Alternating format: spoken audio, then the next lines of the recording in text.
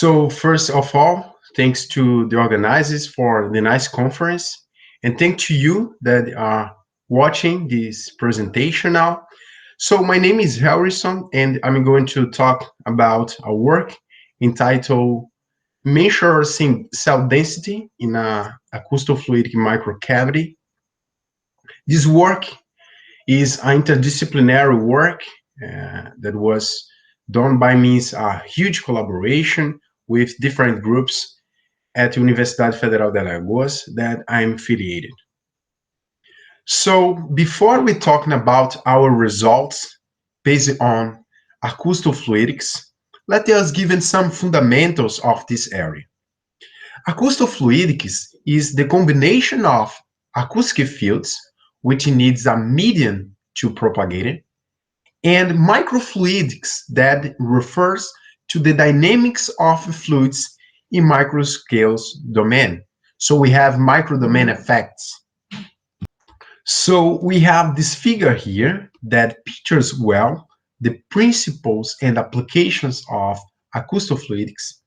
And basically it combines ultrasound waves that is produced by piezoelectric materials, and these waves is established inside of a microfluidic cavity, and there is a force that is called primary radiation acoustic force that can selectively trap cells when the device is switched on to a point of minimal pressure that is called pressure node.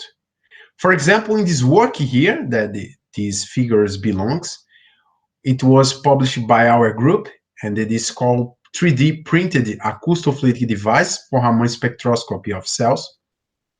And we use the principle of acoustofluidics to trap macrophage cells and to perform enhanced Raman spectroscopy by avoiding the contributions of the walls, that is the frontiers from the top and the bottom of the microcavity. So basically, we showed in this work here that Raman biospectroscopy can present better resolution when it is assisted by acoustofluidics. See here on this video, a fast video, but a real video inside of our acoustofluidic cavity that the particles aggregate to form assembles by the action of the acoustic radiation force. So finally, we started to talk about our present work. We have here this figure that pictures well our acoustofluidic levitation device for measuring cell density.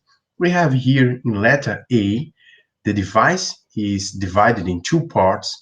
We have the optical part that is represented here by our objective lens that is for optical inspection. And we have here our acoustofluidic device. But it's better we illustrate this device in these two letters here. Basically, it's the same, but we are going directly to a cross-sectional cut view of the device.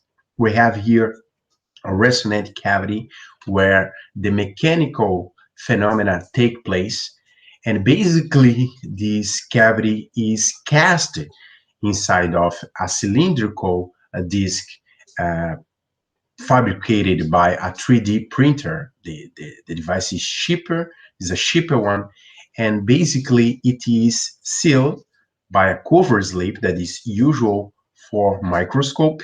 And we have on the bottom here, we have the piezo ceramic. That is the one that provides the acoustic waves to perform our experiments. So we can introduce the cells by an inlet channel, and we can remove the cells by an outlet channel after finishing the experiments, of course. And making a zoom inside the cavity, we have two different configurations. In the letter D, we have the device off.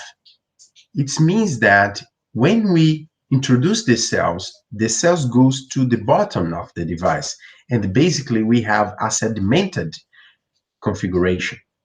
But when we switch on the device and when we introduce the cells, we have a configuration that the cell is trapped to a plane that we are going to call here as a levitation plane. And this levitation plane is matching very well with the light confocal plane. And we can visualize the cell in a focused manner. So let's explain now our methodology for measuring cell density. To do so, we have used two different kinds of particles. We have used polystyrene particles and microphage cell. Let's focus in the microphage cell. In letter A, we have the previous configuration, explain it, where we mentioned that when the cell is matching with the light focal plane, the image of the cell is focused. On the other hand, when we move up the object lens and we now establish a relative distance between the light focal plane to the cell, the image of the cell is defocused. And we can define here a relative height, that is the height of the cell from the bottom, that is fixed, minus the relative distance between the cell from the light focal plane. As we can see here, the relative height, when the relative height is decreased, more the focus is the cell image. Additionally, we can see that more the focus is the cell imaging, larger is the area of the cell imaging in comparison to the image of the cell at the light focal plane. So through this inspection, we can define the following methodology for a calibration curve. We can take the relative height in respect to a relative area, where the relative area is defined by this equation here. We have that the relative area is the area at an arbitrary height minus the area at the light focal plane, that is 95 micrometers, divided by the area at a height of 79 micrometers minus the area at the light focal plane. So we have this calibration here, take the data, and we can take a calibration curve by fitting the best curve that is a double exponential. Okay, so by optical inspection, we can get the relative height, and by the calibration curve, you can translate it to the relative height. Okay, so this is our methodology for calibration. And to measure the cell density, we are going to explain the next slides. That is basically by tracking the dynamic of the cell. So finally, we show the results from the dynamics and how we measure the cell density by using the calibration curve that we got before. So before we were at the equilibrium condition, that means that the resulting force on the particles was equal to zero. And the forces acting on the particle was the balance force, the drag force, the gravity, but also the acoustic force. And we could do the calibration curve by keeping the cell static while we move the objective lens. But to get the dynamics now, we have that the resulting force should be different of zero. To do so, we remove the acoustic force, and then the particle can fall to the bottom. So at this condition, we can get a rate change of the height in respect to time for the condition of the radius of the particles is much smaller than the height. So we get that this is expression here, where J is the gravity, A is the radius of the particle. Here we put the result, the value of the radius of the polystyrene particle. But also we calculate for cell that was close to 10 micrometers.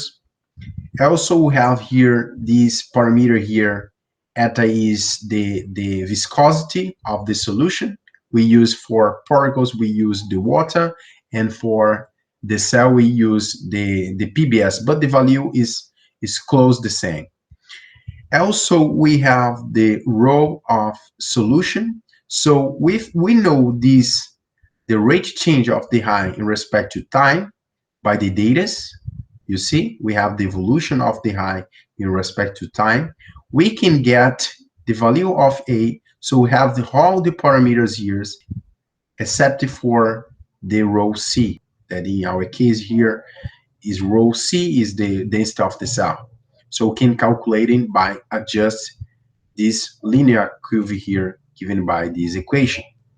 So we got in our results the density of the cell that was close to 1040 kilograms per meter cubic, and the rho of the beads of the polystyrene beads was equal close to 1058 kilograms per meter to cubic. Okay, so this was the two values that we calculated, and remember, we just get the high by know the relative area of the image. That is one thing that we can get by monitoring the change of the image as the particles goes down. So we saw that our acoustofluidic levitation device has shown so far to be an outstanding strategy to determine the density of micro objects such as cells.